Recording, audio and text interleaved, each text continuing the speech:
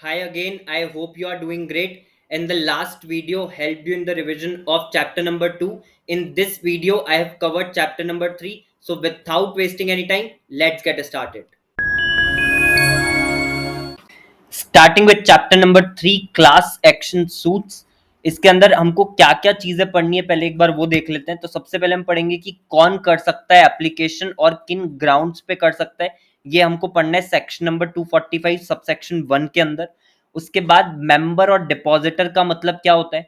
Then third, required number of member और depositor कितने चाहिए एप्लीकेशन करने के लिए, section number 245 subsection 3 plus NCLT के रूल्स 84 सब रूल 3 और सब रूल 4। देन फोर्थ में factors to be considered by NCLT, section number 245 subsection 4। Fifth point में एडमिशन ऑफ एप्लीकेशन पर क्या होगा, इसमें हम पढ़ेंगे section number 245 subsection 5 plus rule 87। Then opt out कर सकते हैं क्या, उसका रूल है 86, वो हम पढ़ेंगे। देन सेवेंथ पे ऑर्डर ऑफ एनसीएलटी बाइंडिंग किस किस पर होगा, वो हम पढ़ेंगे सेक्शन नंबर 245 सबसेक्शन 6 में।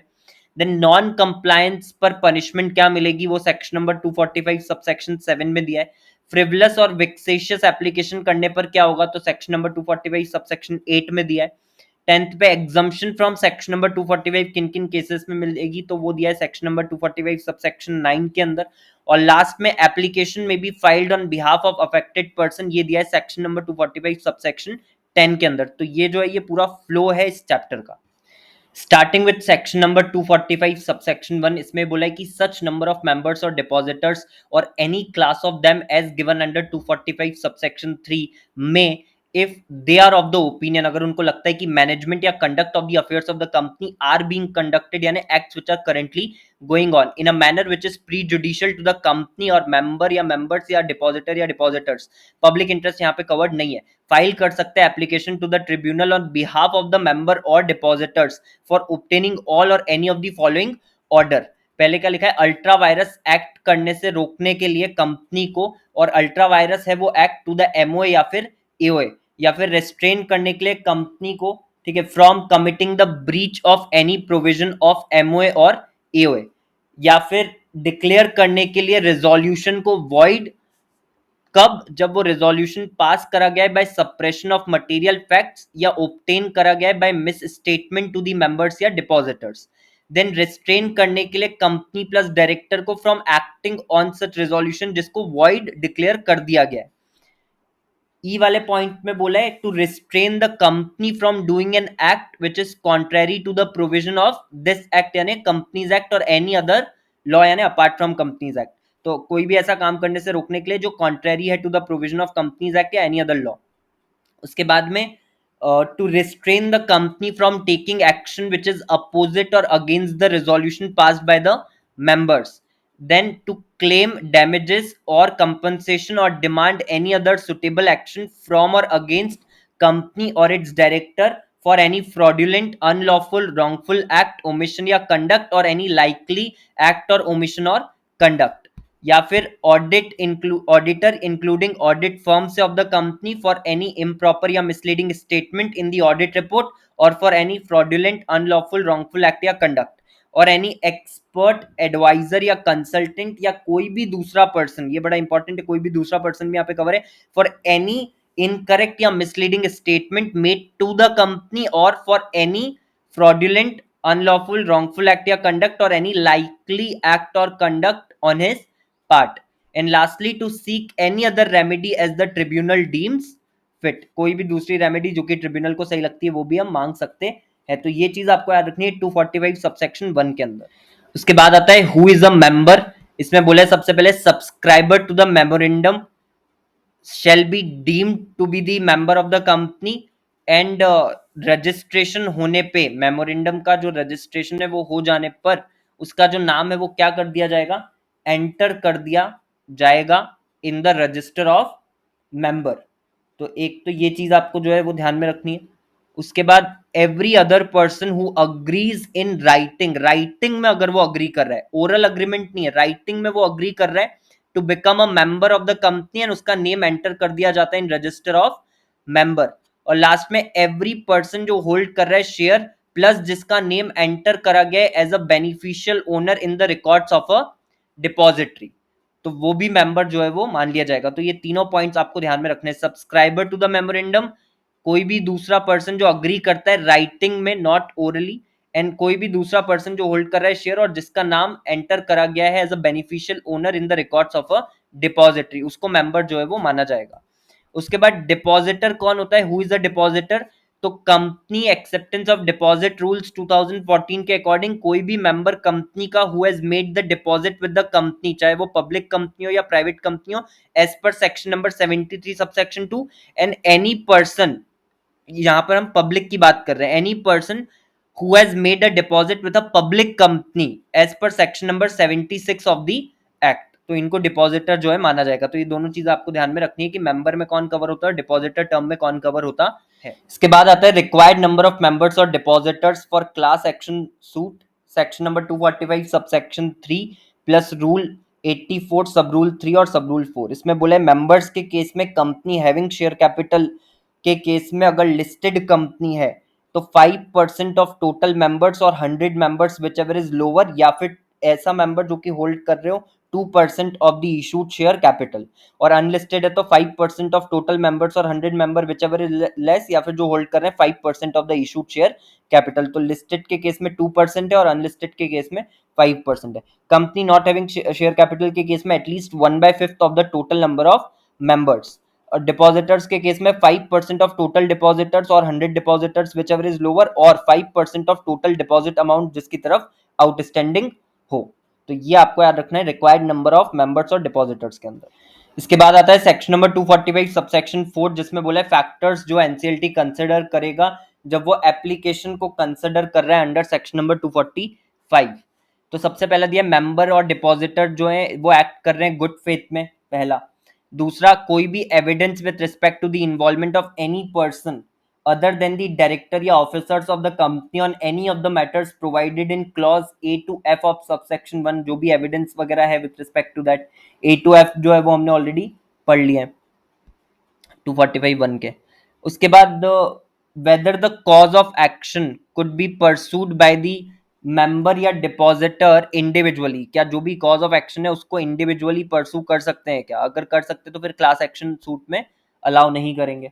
उसके बाद में फोर्थ में evidence with respect to the views of the member या depositors of the company who have no personal interest direct या indirect in the matter being proceeded under this section, यानी कि जो immediate matter है उसमें जिन भी members और depositors का personal interest नहीं है डायरेक्टली या इनडायरेक्टली, उनके व्यूज हम जो है वो लेंगे कि क्या होना चाहिए इस पर्टिकुलर केस में, क्लास एक्शन सूट अलाउ करना चाहिए या नहीं करना चाहिए। देन ई वाला जो पॉइंट है, where the cause of action is an act और omission that is yet to occur, अगर कॉज ऑफ एक्शन एक ऐसा एक्ट या ओमिशन है जो भी होना है, येट टू ऑकर है, whether the act or omission could be and in the circumstances would be likely to be authorized by the company before it occurs, क्या वो एक्ट और ओमिशन ऑथराइज कर दिया जाएगा bye the company before it occurs, वो हो उसके पहले, या फिर ratified by the company after it occurs, हो सकता है कि कंपनी उसको रेटिफाई कर दे तो या तो ऑथराइज कर देगी उसके होने के पहले उसको, तो अगर वो होता है तो सही हो जाएगा, और अगर करने के बाद वो रेटिफाई कर देती है तो भी उसको सही माना जाएगा। तो अगर इसकी भी पॉसिबिलिटी है तो हम ये भी चेक करेंगे। And lastly, where the cause of action is an act और omission that is already occur, जो कि ऑलरेडी ऑकर हो चुका है, whether the act or omission could be and in the circumstances would be likely to be ratified by the company, जो already occur हो चुका है उस केस में क्या उसको जो है रेटिफाई कर सकती है कंपनी, या क्या कंपनी उसको रेटिफाई कर देगी, ये भी हम जो है कंसिडर करेंगे। तो ये सारे फैक्टर्स आपको याद रखने 245 सबसेक्शन 4 के अंदर। इसके बाद हम कवर कर रहे हैं रूल नंबर 85, क्योंकि ये कनेक्टेड है विद 245 सबसेक्शन 4। रूल 85 सब रूल 1 में लिखा है कि without prejudice to 245 subsection 4, tribunal में consider the following factors also while considering the admissibility of an application under section 245 subsection 1। तो वो क्या क्या फैक्टर्स हो सकते हैं जो और ट्रिब्यूनल कंसिडर कर सकती है अपार्ट फ्रॉम दी फैक्टर्स जो 245 सबसेक्शन 4 में दिए हैं। सबसे पहला, class has so many members that joining them individually would be impractical. Then B, there exist questions of law or fact common to the class. Third, whether the claims or defenses of the representative parties are similar to that of the class, and whether the representative parties will fairly protect the interest of the class. ये factors भी consider कर सकते हैं। और sub rule 2 में for 245 4C, जहां पे वो इंडिविजुअल एक्शन की बात हो रही थी कि क्या मैटर को परसू करा जा सकता है इंडिविजुअली भी या सेपरेटली भी, तो उस चीज के लिए desirability of an individual action, whether such action would create the risk of inconsistent or varying adjudication in separate action, or adjudication would be dispositive of the interest of the other members, या adjudication would substantially impair the other members to protect their interest. तो ये चीजें भी consider कर सकता है tribunal, ये लिखा है रूल नंबर 85 के अंदर, ये आपको ध्यान में रखना है और इसको पढ़ना है विथ सेक्शन नंबर 245 सबसेक्शन 4। इसके बाद आता है सेक्शन नंबर 245 सबसेक्शन 5, जिसमें लिखा है कि एडमिशन अगर एक बार हो जाता है एप्लीकेशन का तो फिर क्या होगा। Where the application filed under section number 245 subsection 1 is admitted, then the tribunal shall have regard to the following, namely सबसे पहले पब्लिक नोटिस जो है वो सर्व करा जाएगा on the admission of the application to all the members और depositors of the class in prescribed manner. उसके बाद similar application in any jurisdiction should be consolidated into a single application, and the class of members or depositors should be allowed to choose the lead applicant, and if the members or depositors are unable to reach on the consensus for the lead applicant, the tribunal shall have the power to appoint a lead applicant to act as in charge of the applications। अब ये जो power tribunal की है ये absolute power नहीं है, ये conditional one है, and hence the tribunal can appoint the lead applicant only and only when the applicants that is class of member या depositors are unable to appoint the lead applicant. Also the defendant and respondent must be similar and relief sought also must be similar. और क्योंकि ये power tribunal की absolute power नहीं है, conditional है, इसीलिए जो ऊपर लिखा है ना कि क्लास ऑफ मेंबर्स और depositors should be allowed to choose the lead applicant, ये शुड को शेल पढ़ना है हमको, ठीक है। तो क्लास ऑफ मेंबर और depositor shall be allowed to choose the lead applicant, but in case they are unable tribunal जो है वो अपॉइंट कर सकती है। देन उसके बाद two class action applications for the same cause of action shall not be allowed. इसमें बोला notice the point that only class action with respect to the same cause of action is not allowed. Same cause of action को लेकर के अगर आप दो class action application file करना चाहते हो वो अलाउड नहीं है, बट क्या सेम कॉज ऑफ एक्शन को लेकर के दूसरा कोई भी सिविल एक्शन वगैरह लिया जा सकता है? The answer is yes. तो hence the other civil action could be taken with respect to the same cause of action. This could be related to the principle of res sub judice या res sub judicata res judicata res sub judice या res judicata under CPC 1908। And डी में बोला है cost और expenses जो भी connected है with the class action shall be deferred reimbursed by the company और any other person responsible for the operative act. तो ये आपको जो 245 सबसेक्शन 5 है उसमें ध्यान में रखना है। उसके बाद कंटेंट ऑफ पब्लिक नोटिस क्या होंगे? रूल 87 इसका जो सब रूल 1 है इसमें लिखा है कि on admission of the application tribunal जो है वो सर्व करेगा public notice in form number NCLT 13 to all the members depositors of the class. कैसे? By publication of the notice in vernacular language newspaper of the state in which RO of the company situated and in English language newspaper that is in the circulation in such state within 7 days of admission of the application. Application के admission के बाद में 7 दिन के अंदर अंदर। और B में बोला है requiring the company to place the notice on its website if any, also the notice shall be placed at the website of the tribunal concerned ROC, MCA, concerned stock exchange for listed company until the application is disposed of by the tribunal। और date of issue of public notice क्या मानेंगे? तो date of issue मानेंगे the date of publication और issue of the newspaper in which public notice is given. Even अगर आपने website पे पहले डाल दिया तो भी डेट तो क्या होगी? डेट ऑफ पब्लिकेशन या इशू ऑफ न्यूज़पेपर। कंटेंट क्या क्या होंगे इसके? Name of the lead applicant, grounds of application, relief sought, statement that application made by the requisite number of members or depositors, statement that application admitted by the tribunal, date and time of hearing, time limit for filing the representations, details of admission plus date by which form of opt out has to be completed। opt out का भी हम पढ़ने वाले rule 86। तो ये सारी चीजें जो है पब्लिक नोटिस के अंदर होगी, ये चीज आपको इसमें ध्यान में रखना है। इसके बाद में आता है रूल 86 जो ऑप्ट आउट का रूल है। इसके अंदर ये लिखा है कि member is entitled to opt out of the proceedings, यानी क्लास एक्शन की जो प्रोसीडिंग है उससे वो कभी भी ऑप्ट आउट कर सकता है at any time after the institution of the class action with the leave of the NCLT as per form number NCLT 1। तो यहाँ पर ये चीज बड़ी इंपॉर्टेंट है कि आप ऑप्ट आउट तो कर सकते हो बट आपको परमिशन लेनी पड़ेगी एनसीएलटी की, और उसके लिए आपको फाइल करना पड़ेगा फॉर्म नंबर एनसीएलटी 1। उसके बाद एक individual shall be deemed to be the member of a class if he has received the notice. ये पब्लिक नोटिस की बात हो रही है जो दिया जाता है सबको, तो अगर उसको भी पब्लिक नोटिस रिसीव होता है तो मान लिया जाएगा कि वो भी क्या है? क्लास का हिस्सा है, ऐसा हम अज्यूम कर लेंगे, मान लेंगे।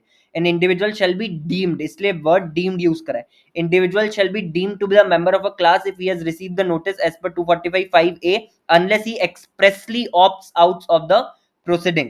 Member opting out can pursue the claim against the company in his individual right under any other law subject to the condition imposed by the tribunal. वो कर सकता है इंडिविजुअली परसू कोई भी एक्शन कंपनी के अगेंस्ट, बट वो होगा subject to the condition imposed by the tribunal. ये आपको याद रखना है ऑप्ट आउट के रूल के अंदर, रूल 86. इसके बाद आता है सेक्शन नंबर 245 सबसेक्शन 6. इसके अंदर ये लिखा है कि order of the tribunal binding होगा on the company, all its members, depositors, auditor including audit firm or expert or consultant or advisor or any other person associated with the company. सबके ऊपर क्या हो जाएगा, ट्रिब्यूनल का जो order है वो बाइंडिंग हो जाएगा. उसके बाद 245 सबसेक्शन 7 में लिखा है कि नॉन कंप्लायंस पर क्या पनिशमेंट मिलेगी, तो कंपनी को 5 लाख से 25 लाख का फाइन लग सकता है और ऑफिसर इन डिफॉल्ट को अप टू 3 इयर्स तक इंप्रिजनमेंट हो सकती है एंड फाइन लग सकता है 25,000 से 1 लाख का. तो ये नॉट कंपाउंडेबल है. ठीक है. उसके बाद 245 सबसेक्शन 8 में लिखा है कि अगर एप्लीकेशन जो फाइल करी गई है पाया गया कि वो जो एप्लीकेशन है वो फ्रिवलस या विक्सेशियस है, तो it shall for reasons to be recorded in writing reject the application and make an order that the applicant, जिसने एप्लीकेशन करी थी, वो पे करे अपोजिट पार्टी, सामने वाली पार्टी को, सच cost not exceeding 1 lakh rupees. ये आपको याद रखना है 245 सबसेक्शन 8, जो कि किसका है, फ्रिवलस या विक्सेशियस एप्लीकेशन का.